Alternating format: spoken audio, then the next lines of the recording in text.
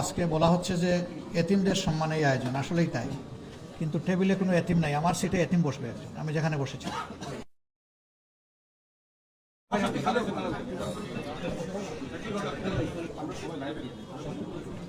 তোমাদের এসকেপ করার, পালিয়ে যাওয়ার কোনো জায়গা নাই। আমার সামনে হাজিরা দিতে হবে সবাইকে। আর সেই দিন তোমাদের কাছ থেকে আমি যে হুকুম তোমাদের প্রতি করেছিলাম তা কিভাবে তোমরা পালন করেছো তার হিসাব নেওয়া আমার দায়িত্ব। আমি সেই হিসাব অনুযায়ী তোমাদেরকে তোমাদের পাওনা দিব। ফামান ইয়ামাল মিসকালা যাররাতিন খাইরান ইয়ারা ওয়া মান ইয়ামাল মিসকালা যাররাতিন শাররান ইয়ারা। ভালো আছেন? আপনারা আমার দাদুদেরকে নিয়ে আসছেন, আল্লাহ আপনাদের ইজ্জত বাড়াই দেবেন। আমার দাদুদেরকে আল্লাহ বড় করবেন। দোয়া করুন। আসসালামু আলাইকুম। ভালো খাওয়া যাচ্ছে মোটামুটি? আপনারা নিয়ে আসেন, কেমন আছো? কেমন লাগলো আজকে রোজা? ভালো লেগেছে? এর বিনিময়ে আল্লাহ দুনিয়া আখিরাত আমাকে সুন্দর করে দিন। আমিন। আগুন আল্লাহ দূর করে দিন। আমিন। আসসালামু আলাইকুম। রমাজানের প্রথম ইফতারিতেই ইতিহাস গড়লেন জামাতের আমির ডাক্তার শফিকুর রহমান। আজ ঢাকা সংসদীয় আসন ঢাকা 15 আসনে বাংলাদেশ জামাত ইসলামীর আমির ডাক্তার শফিকুর রহমান এতিমদের নিয়ে তিনি ইফতারের আয়োজন করেন এবং তিনি যখন বক্তব্য দিতে যান ঠিক তখনই তিনি বলেন, আজ এতিমদের নিয়ে আজকের ইফতার মাহফিল, কিন্তু কোনো এতিমরা সামনে নেই। এজন্য তার নিজের চেয়ারে জামাত ইসলামের একজন কেন্দ্রীয় নেতা, সহকারী সেক্রেটারি জেনারেল, তাকে চেয়ার থেকে উঠিয়ে সেখানে একজন এতিম বাচ্চাকে বসিয়েছেন। সুপ্রিয় দর্শক, ইতিমধ্যে জামাত আমির ডাক্তার শফিকুর রহমানের এমন মানবীয় আচরণ, এতিমদের প্রতি তার এই সম্মানকে এদেশের মানুষ বাহবা জানাচ্ছে। সুপ্রিয় দর্শক, ইফতারি পূর্বে জামাতের আমির ডাক্তার শফিকুর রহমান এক ঐতিহাসিক বক্তব্য দিয়েছেন, আমরা দেখে আসবো বিস্তারিত।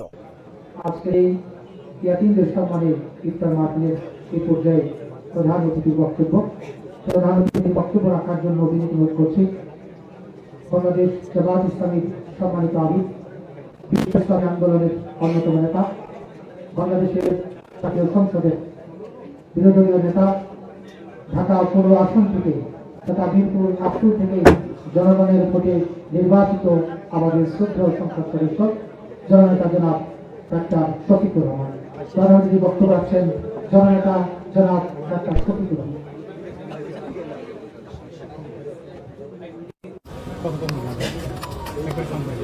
আসসালামু আলাইকুম।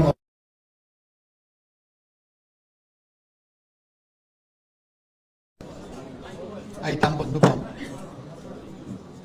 উপস্থিত সুধী মণ্ডলী, আমার প্রিয় সহকর্মীবৃন্দ, সাংবাদিক ভাইয়েরা, আজকে বলা হচ্ছে যে এতিমদের সম্মানে এই আয়োজন, আসলেই তাই, কিন্তু টেবিলে কোনো এতিম নাই। আমার সিটে এতিম বসবে একজন, আমি যেখানে বসেছি।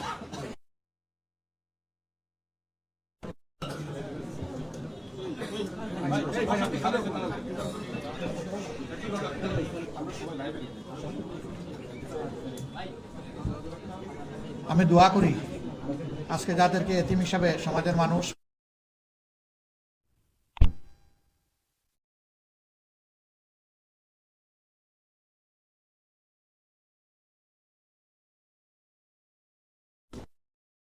দুনিয়ায় আমরা যারা আছি তাদেরকে আল্লাহ তাআলা দায়িত্ব দিয়েছেন এদের প্রতি ভালোবাসা এবং সম্মান প্রদর্শন করার জন্য। আলহামদুলিল্লাহ রাব্বিল আলামিন ওয়াসসালাতু ওয়াসসালামু আলা রাসূলিহিল কারীম ওয়া আলা আলিহি ওয়া সাহবিহি ওয়া আহলি বাইতি আজমাইন। আউযু বিল্লাহি মিনাশ শাইতানির রাজীম। শাহরু রমাদান আল্লাযী উনজিলা ফীহিল কুরআন হুদাল লিন-নাস ওয়া বায়িনাতিন মিনাল হুদা ওয়াল ফুরকান। সাদাকাল্লাহুল মাওলানা আযীম। রমজান মাস হচ্ছে সেই মাস যে মাসে আল্লাহ তাআলা কোরআন নাযিল করেছেন। এই কোরআন সত্য এবং মিথ্যার মধ্যে সুস্পষ্ট পার্থক্য নির্ধারণকারী। আল্লাহ তাআলা যা বলেছেন সত্য বলেছেন। সম্মানিত বন্ধুগণ, আল্লাহ তাবারক ওয়া তাআলার শুকরিয়া আদায় করি। রজব মাস আসার সাথে সাথে রাসূল আকরাম সাল্লাল্লাহু আলাইহি ওয়াসাল্লাম মহান রবের দরবারে বিগলিত চিত্তে দোয়া করতেন, আল্লাহুম্মা বারিক লানা ফি রজব ওয়া শাবান ওয়া বাল্লিগনা রমাদান। হে আল্লাহ, তুমি এই রজব এবং আগত শাবানের বরকত দাও আর রমজান পর্যন্ত হায়াত আমার পৌঁছে দাও। আলহামদুলিল্লাহ, আল্লাহ তাআলা আমাদেরকে রজব দিয়েছেন, শাবান দিয়েছেন। আল্লাহ তাআলা রজব এবং শাবানে তার মাবরুর বান্দাবান্দিকে যত নিয়ামত দান করেছেন আল্লাহ যেন মেহরবানি করে আমাদেরকেও তাই দান করে।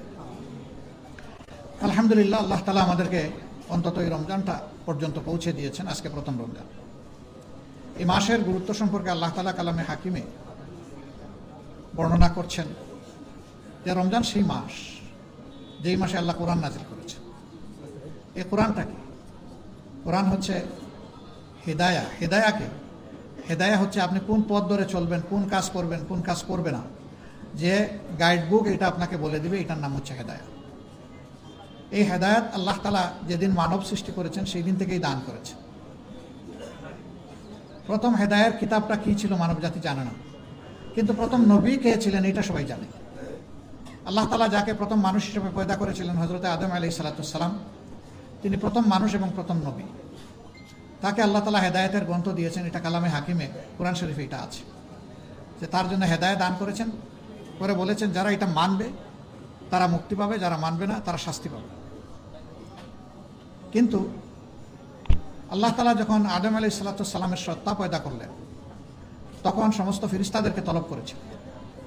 ওয়াইদ ক্বালা রাব্বুকা লিল মালাইকাতি ইন্নী জাইলুন ফিল আরদি খলিফা। আল্লাহ আমাদেরকে স্মরণ করিয়ে দিয়ে বলেন তোমরা স্মরণ করো সেই সময়ের কথা যখন আল্লাহ তাআলা ফেরেশতাদেরকে তলব করলেন, একত্রিত করলেন, আর তাদের সামনে এলান দিলেন, ঘোষণা দিলেন যে দুনিয়ায় আমি আমার খলিফার জাত পয়দা করতে যাচ্ছি।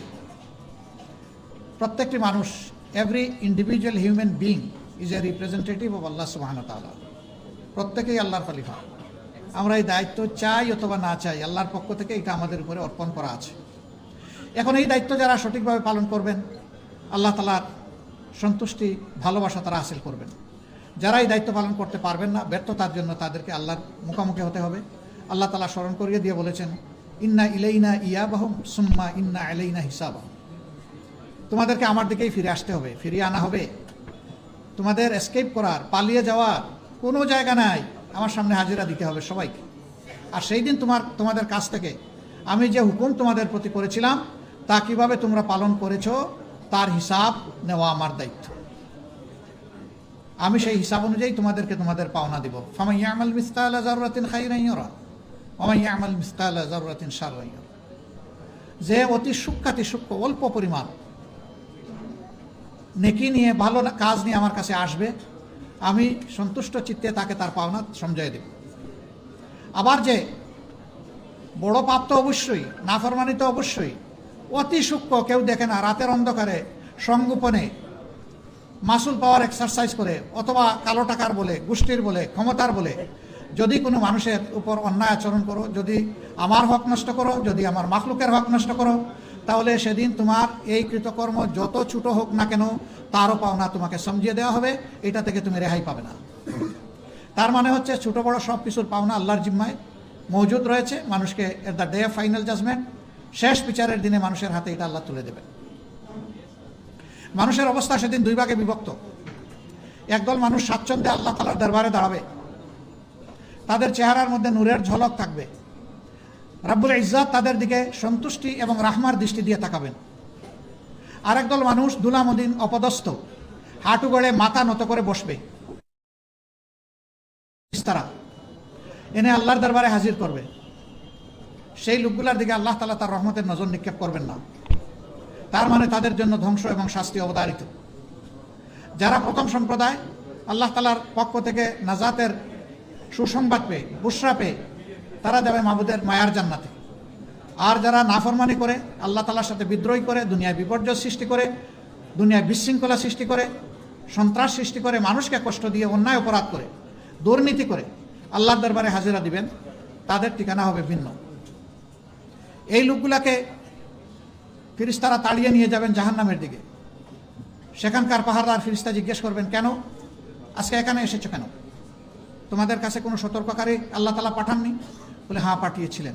তাহলে না, আমরা তাদেরকে সেদিন অস্বীকার করেছি, বলেছি তোমরা মিথ্যাবাদী, তোমরা যা বলেছো এটা সত্য নয়, আল্লাহ এরকম কাউকে পাঠাননি, আমরা তাদের কথা শুনিনি, অগ্রাহ্য করেছি। ফেরেশতারা তখন বলবেন তোমাদের জায়গায় তোমরা পৌঁছে যাও। তাদেরকে উপুড় করে জাহান্নামে নিক্ষেপ করা হবে। সে দৃশ্য বড় ভয়াবহ। ফুটন্ত পানি আর জ্বলন্ত আগুন, এর মধ্যেই মানুষগুলা দৌড়াদৌড়ি করবে, হাঁসফাঁস করবে, চিৎকার দিবে, কানবে, বুক ফাটা চিৎকার। কিন্তু না, সেদিন তাদের প্রতি সহানুভূতিশীল কাউকেই পাবে না। উপরের দিকে তাকাবে, তাকিয়ে দেখবে সমাজে যাদেরকে কষ্ট দিয়েছিল, যাদেরকে তারা নিন্দা করেছিল, যাদেরকে মজলুম করে রেখেছিল, যাদের উপর অত্যাচার করেছিল, যাদেরকে শোষণ করেছিল, সেই লোকগুলা জান্নাতে বসে বসে হাসছে। তখন বলবে, আমরা তো তোমাদের প্রতিবেশী ছিলাম, সঙ্গী ছিলাম, পরিবারের সদস্য ছিলাম, বন্ধু ছিলাম, কর্মস্থলের সাথী ছিলাম, তোমরা কি আমাদের প্রতি একটু মেহেরবানি করতে পারো? কি মেহেরবানি? আমাদের উপর একটু ঠান্ডা পানি ঢেলে দাও, অথবা আল্লাহ যে রিজেক তোমাদেরকে উত্তম রিজেক দান করেছেন সেখান থেকে কিছুটা আমাদের জন্য পাঠাও। তখন আল্লাহর এই নেক বান্দারা বলবেন, তোমাদের কর্মের ফলই তোমরা ভোগ করছো, আজ আমাদের তোমাদের জন্য করার কিছুই নেই। দুনিয়ায় যখন ছিলাম তোমাদেরকে বুঝিয়েছি, তোমরা আমাদের কথা শোনো নাই, আজকে আমরা তোমাদের কোনো উপকারে আসতে পারবো না।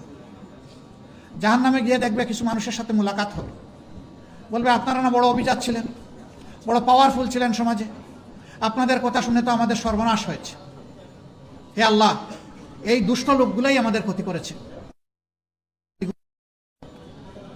তখন ওই লোকগুলা সমাজে যারা মানুষকে বিপদে পরিচালিত করেছিল, এরা বলবে, আমরা কেবল ডাক দিয়েছিলাম, তোমরা আমার কথা শুনলে কেন? আল্লাহ তো তোমাদেরকে ভালো মন্দ বাস বিচারের বিবেক দিয়েছিলেন, সুতরাং আজকে আমাদের নিজেরও কোনো উপকার করতে পারবো না, তোমাদেরও কোনো উপকার করতে পারবো। আল্লাহ তাআলা বলবেন, উভয়ের জন্য ডাবল শাস্তি। তুমি যার জন্য ডাবল শাস্তি কামনা করেছো, তোমাকে বিপদগামী করার জন্য, তার জন্য ডাবল শাস্তি। আর তোমাকে বিবেক দেওয়ার পরে বিবেক অনুযায়ী চলো নাই, তুমি অন্ধ হয়ে ওকে অনুসরণ করেছো, এই জন্য তোমার জন্য ডাবল শাস্তি। উভয় ডাবল শাস্তি ভোগ করবে। আচ্ছা, কিন্তু এই মানুষগুলা যদি জাহান্নামের আগুন থেকে বেঁচে যায়, আমাদের কোনো ক্ষতি হবে? নিশ্চয়ই ক্ষতি হবে না। মহান আল্লাহ তাআলার দরবারে দোয়া করি, আল্লাহ যেন অন্তত আমাদের এই জমিন, এই ওয়াতন, এই দেশের সমস্ত মানুষগুলোকে তার নিয়ামত ভরা হেদায়েত দান করে, এবং তার অংশীদার যেন আল্লাহ আমাদেরকেও করেন, আমাদেরকেও যেন হেদায়েতের এই নিয়ামত থেকে আল্লাহ বঞ্চিত না করে।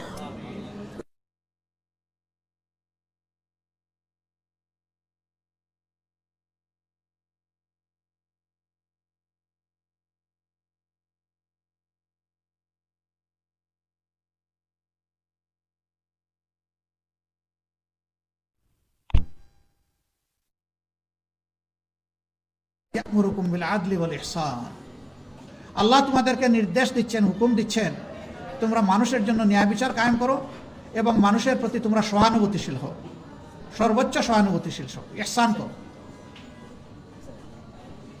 ওয়া ইতাইজিল কুরবা, আর যারা তোমাদের আপনজন তাদের হক তাদেরকে দাও। ওয়া ইয়ানহা আনিল ফাহশা ওয়াল মুনকার, আর সমাজে যত অপকর্ম আছে, নির্লজ্জতা আছে, এগুলা রুখে দাও, ঠেকিয়ে দাও, বন্ধ করে দাও। ওয়াল বাগ, বেশরমি যত কাজ আছে, বকিয়ে যাওয়ার যত ব্যাপার আছে, সেগুলা থেকে মানুষকে বুঝাইয়া তোমরা বিরত রাখো। আমরা আমাদের সরকারের কাছে তাই প্রত্যাশা করি। দেশবাসীর পক্ষ থেকে আমরা সরকারকে অনুরোধ জানাবো, আল্লাহ তাআলার এই বিধানের প্রতি আপনারা, সংখ্যাগরিষ্ঠ এই মুসলমানের দেশে আমরা আশা করব আপনারা সম্মান প্রদর্শন করবেন।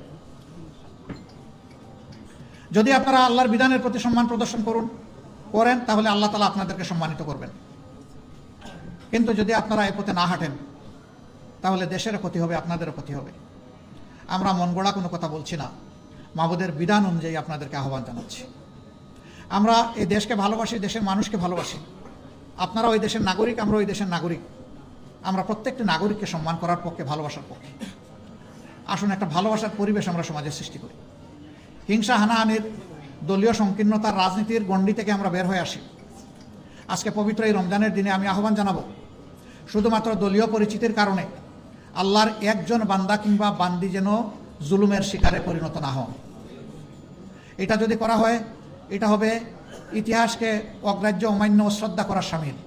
অতীতে যারা যে যুগে যখন এটা করেছেন, তারা ঠিকমতোই আল্লাহ তাআলার পক্ষ থেকে পাওনাটা তারা বুঝে পেয়েছেন। আমরা আশা করব সরকার আল্লাহ তাআলার সন্তুষ্টভাজন কাজগুলো করবে। যে কাজে আল্লাহ তাআলা অসন্তুষ্ট হন, সেই কাজ থেকে নিজেরা বিরত থাকবে এবং দেশবাসীকে রক্ষা করার তারা চেষ্টা করবেন। সম্মানিত সুধীমণ্ডলী এবং আইতামবৃন্দ, আমরা একটা দায়িত্বশীল দল হিসাবে আমরা আল্লাহ তাআলার কাছে দোয়া করি, আল্লাহ তাআলা যে কারণে এই রোজা আমাদেরকে উপহার দিয়েছেন, তার সঠিক শিক্ষা এবং বারাকাতে যেন আমরা পাই, এবং এদেশের মানুষ যেন পায়, সমস্ত রোজাদাররা যেন পায়। আল্লাহ তাআলা এই রোজা আমাদের জন্য ফরজ করেছেন। আমাদের পূর্বপুরুষদের উপরে, অন্য নবীগণের উপরে রোজা ফরজ ছিল, তাদের উম্মতের উপরে ফরজ ছিল। কেন? আল্লাহ তাআলা বলেছেন লাআল্লাকুম তাত্তাকুন। এক মাস এই রোজা অনুসরণ করার মাধ্যমে আশা করা যায় তোমরা আল্লাহকে ভয় করার জন্য তোমাদের দিলকে প্রস্তুত করবে, তোমরা আল্লাহকে ভয় করবে, এই নিয়ামতটা তোমরা হাসিল করবে। যে মানুষ আল্লাহকে ভয় করে, দুনিয়ার কাউকে তার ভয় করার কোনো প্রয়োজন নাই, প্রশ্নই উঠে না। এবং যে মানুষ আল্লাহকে ভয় করে সেই মানুষ যেমন আল্লাহর হকের ব্যাপারে সচেতন থাকে, তেমনিভাবে সমস্ত মানুষের হকের ব্যাপারে, মাখলুকের হকের ব্যাপারে, সৃষ্টির হকের ব্যাপারে সচেতন।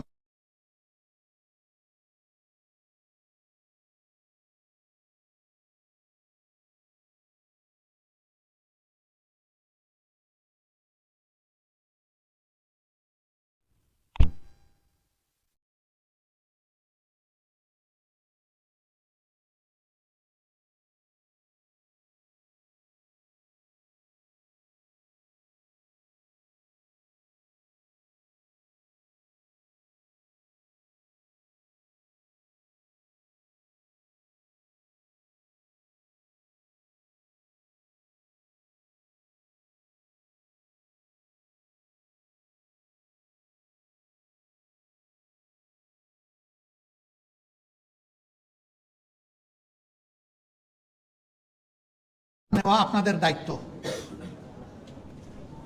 কিন্তু যদি এর বিপরীত কিছু হয়, আল্লাহ রাব্বুল আলামিন যেন আমাদেরকে সামর্থ্য দান করেন, আমরা যেন 18 কোটি মানুষের পক্ষে থাকতে পারি, আমরা যেন আল্লাহর বিধানের পক্ষে থাকতে পারি।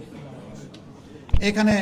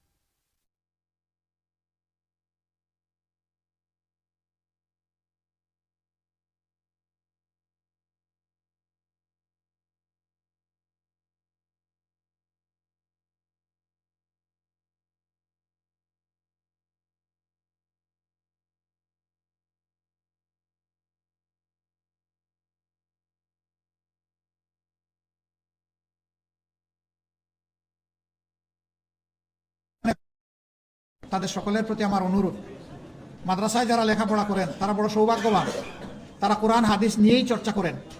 কিন্তু আমার মতো যারা আছে, এই সুযোগ যারা পাই নাই, তাদের প্রতি আমার অনুরোধ, কোরআন নাজিলের এই মাসে প্রতিদিন যদি এক পারা করে বাংলা অর্থ সহ কোরআনটা আমরা পড়তে পারি, আমরাই উপকৃত হব, আমরা হেদায়েতের দিশা পাবো ইনশাল্লাহ। এরপরে আরও চর্চা করেন, আরও গভীরভাবে অনুসন্ধান করেন, তা আরও আপনার কপাল খুলবে। এই কোরআন নাজিলের মাসে কোরআনের সাথে আমরা যেন বন্ধুত্বের সম্পর্ক গড়ে তুলতে পারি, আল্লাহ তাআলা আমাদেরকে এই তৌফিক দান করুন। বাকি জিন্দেগি কোরআনকে বুকে ধারণ করে, কোরআনের শিক্ষাকে গ্রহণ করে আমরা যেন পথ চলতে পারি, আল্লাহ তৌফিক দান করুন। এই কোরআনকে বুকে নিয়ে যেন দুনিয়া থেকে বিদায় নিতে পারি, বরজখে কোরআন যেন আমাদের সঙ্গী হয়, আখেরাতে কোরআন, রমজান এবং রাসূল করিম সাল্লাল্লাহু আলাইহি সাল্লামের শাফায়াত যেন আমাদের নসিব হয়। মহান মুবিদের দরবারে এই আরজ রেখে আপনাদের সকলকে আমাদের দাওয়াতে সাড়া দিয়ে এখানে আসার জন্য আন্তরিক কৃতজ্ঞতা এবং ধন্যবাদ জানিয়ে, বিশেষ করে আমার এতিম বন্ধুদের জন্য দোয়া করি, এদের প্রত্যেকের ভিতর থেকে আল্লাহ যেন মণিমুক্তা বের করে আনেন, তারা যেন ভবিষ্যতে এই দেশ গড়ার গুরুত্বপূর্ণ অবস্থানে থাকে, তারা পরিবার, দেশ, জাতিকে যেন তারা সম্মানিত করতে পারে, উজ্জ্বল করতে পারে, আল্লাহ যেন তাদেরকে সেইভাবে কবুল করেন, সামর্থ্য দান করেন। সুবহানাকাল্লাহুম্মা ওয়া বিহামদিকা আশহাদু আল্লা ইলাহা ইল্লা আনতা আস্তাগফিরুকা ওয়া আতুবু ইলাইক। আসসালামু আলাইকুম ওয়া রাহমাতুল্লাহি ওয়া বারাকাতুহু।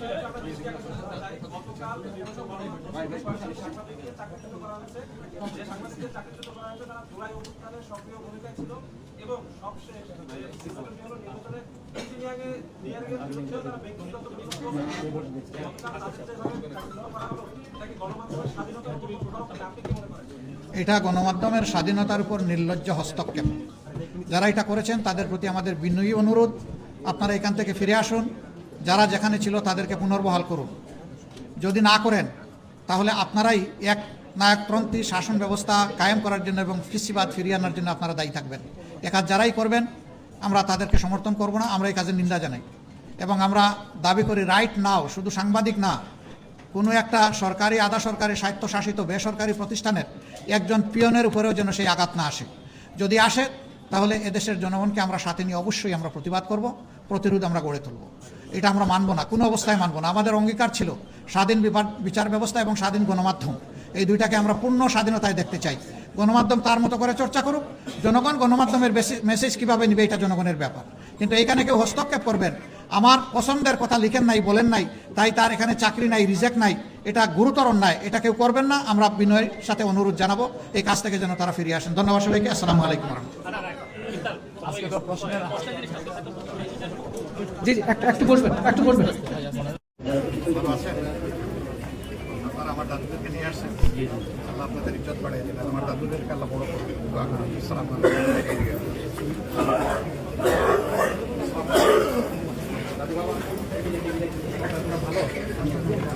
খাওয়া যাচ্ছে মোটামুটি।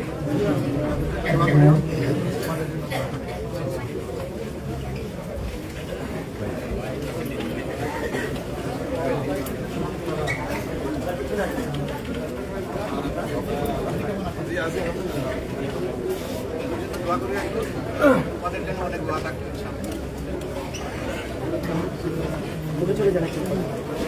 আসসালামু আলাইকুম। আমার দাদুদেরকে আপনি নিয়ে আসছেন, আল্লাহ আপনার ইজ্জত বাড়িয়ে দিন। দাদুরা কেমন আছো? সবাই ভালো আছো? দোয়া করি আমার জন্য, তোমাদের জন্য অনেক দোয়া থাকবে ইনশাআল্লাহ।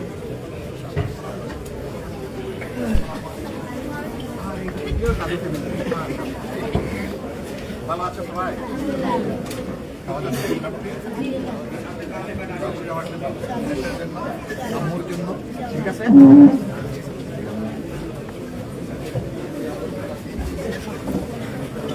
আসসালামু আলাইকুম।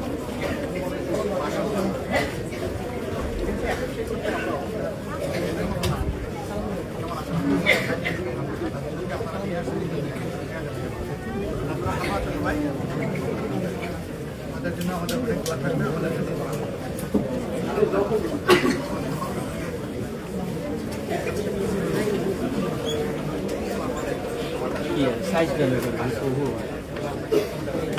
আমার দাদুরা কেমন আছে? ভালো আছো? আমাদের জন্য আমাদের অনেক দোয়া, আমাদের জন্য দোয়া করবে। সামনে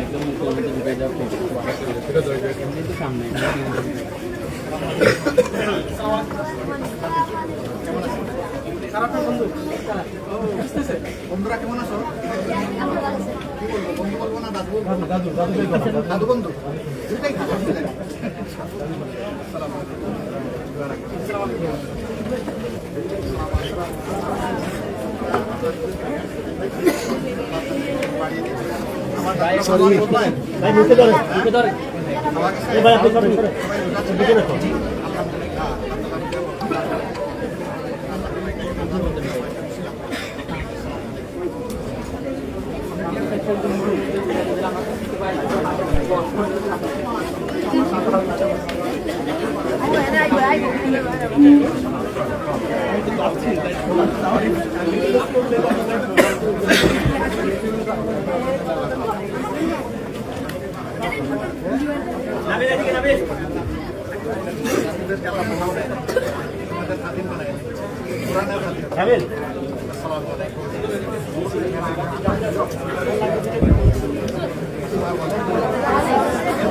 আরেকটা বাগান দেখতেছি।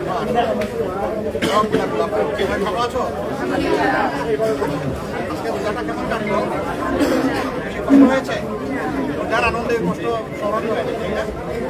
আল্লাহ তাআলা উত্তম জাযা দিন সবাইকে। দোয়া করবেও, দোয়া থাকবে।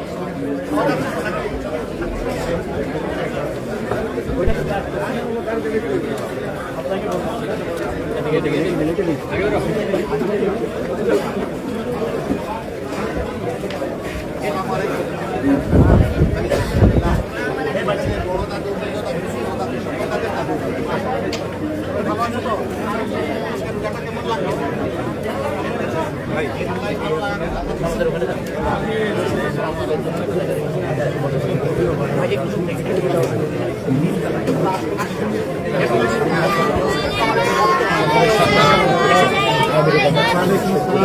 কেমন আছেন আপনারা?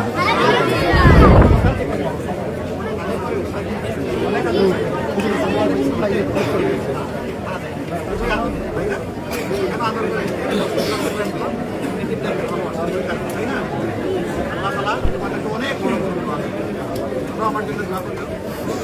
এই বরত্ব আল্লাহ দুনিয়া দান করুন, আখিরাতেও দান করুন। আমিন। খাওয়া যাচ্ছে? হ্যাঁ, বাজে না? কি নাম দিন?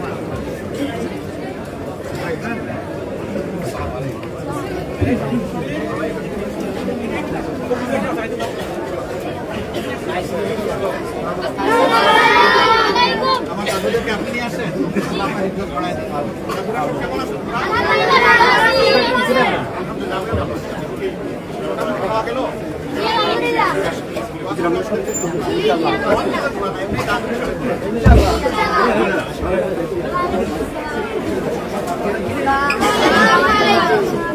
আমার দাদুদেরকে আপনারা নিয়ে আসেন, কেমন আছো? দাদা কেমন লাগলো? রোজা ভালো লেগেছে? আল্লাহ দুনিয়া আখেরাত আমাকে সুন্দর করে দিন। নামের আগুন আল্লাহ দূর করে দিন। তার নামের আগুন আল্লাহ আমাদের জন্য নিয়ে গেছে। এবং আমরাও যাদেরকে ভালোবাসি আল্লাহর জন্য আল্লাহ তাদের জন্য অনুরোধ মেহেরবানি দান করেন।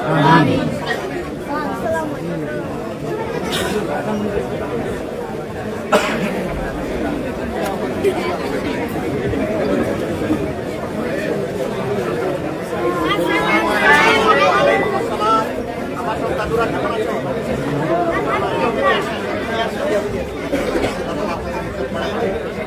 অনেক মায়া করে দাদুরা খাওয়া গেছে?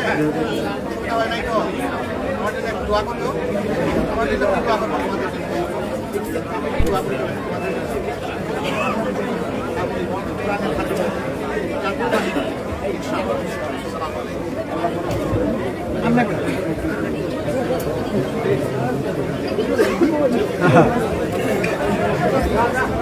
ওইদিক দিয়ে ভাইয়া